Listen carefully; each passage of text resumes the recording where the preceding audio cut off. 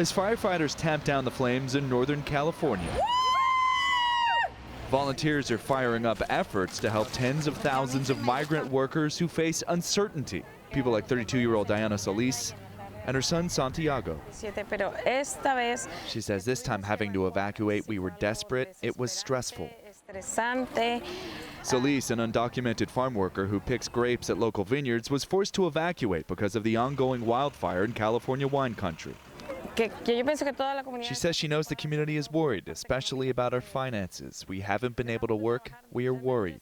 Her biggest worry now is how she'll pay the rent because she's missed several days of work. She's also without a car.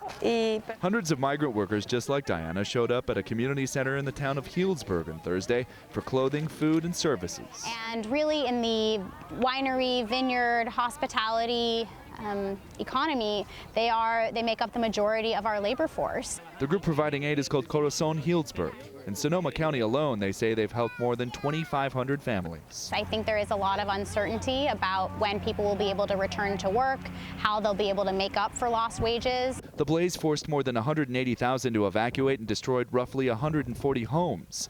But this fire was different than previous ones for the immigrant community here, where advocates say authorities have improved communication to Spanish speakers. Unfortunately, people were scared 2 years ago about not going to the evacuation centers because they were just fearing that they might be rounded up by ICE or arrested for not having proper documentation, and that just wasn't the case 2 years ago. Firefighters have been giving real-time updates in Spanish with an emphasis on reassuring migrant workers that law enforcement is there to help them, not deport them.